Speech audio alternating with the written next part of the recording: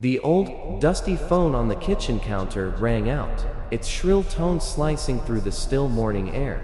Mark picked it up, surprised by the call at such an early hour. "Hello," he said, his voice groggy with sleep. "Good morning, Daddy," a cheerful, childlike voice chimed in. Mark blinked, momentarily confused. "I think you've got the wrong number." The little girl on the other end giggled. "No way, silly, you're my daddy." Mark's heart raced. "I'm sorry, but you must be mistaken. I don't have any children." The girl's laughter was replaced by a tone of confusion. "But Mommy said you'd be back soon." Before Mark could respond, the line went dead.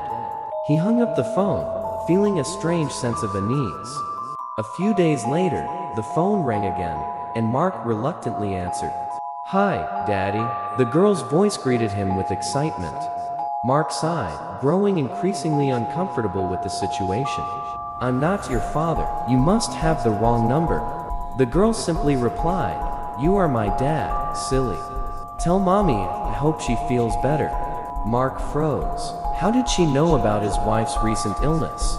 It was a detail he hadn't mentioned in their previous conversation. What did? How? Mark stammered, but before he could finish his question, he heard his wife, Sarah, retching in the bathroom. Worriedly, Mark rushed to her side, holding her hair back as she vomited into the toilet. After comforting her, he returned to the phone, only to hear a strange, eerie screeching noise. He tried to trace the call, but found no information. It seemed like a bizarre prank, but the mention of his wife's condition was unsettling. The calls continued, each time with the mysterious girl knowing intimate details of Mark and Sarah's life. Mark couldn't help but be both disturbed and fascinated by her. He considered contacting the authorities to investigate the calls. One day, as Sarah's due date approached, the girl's voice crackled through the phone again. "Tell Mommy I'm super duper excited to meet her." This time, Mark seized the opportunity. "Where are you calling from, sweetie?" "The other place," the girl replied. Mark's heart pounded. "And how did you get there?" "I don't know," the girl said. "I was in a puddle, and it was so cold. Then I woke up here." Mark's curiosity deepened. "What does the other place look like?"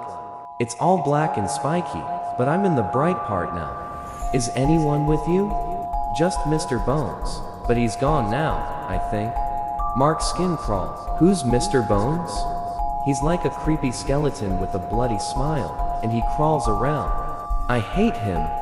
Mark's unease grew, and he decided to investigate further. "Is Mr. Bones with you now?" "No, he left," the girl replied. "I ran until it got really bright, and I could see you clipping Freddy's nails. That's how I knew you'd be a good daddy. I can't wait to meet you and Mommy and Freddy." Click. Mark shuddered as the phone emitted static. The whole situation was becoming increasingly bizarre, but a strange bond was forming between him and the mysterious girl. Despite his concerns, Mark couldn't help but feel a growing attachment to the girl on the phone, as if she were meant to be part of their family. He even shared his experiences with Sarah, who dismissed them as elaborate hoaxes. Then, on the day of Sarah's delivery, the phone rang again. "Daddy, help." Mark's heart raced. "What's wrong?" But the line went dead, leaving Mark in a state of panic.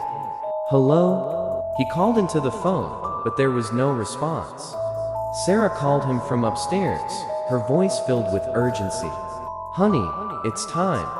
Mark rushed to her side, and as he held her hand during labor, he couldn't shake the feeling that something extraordinary was about to happen.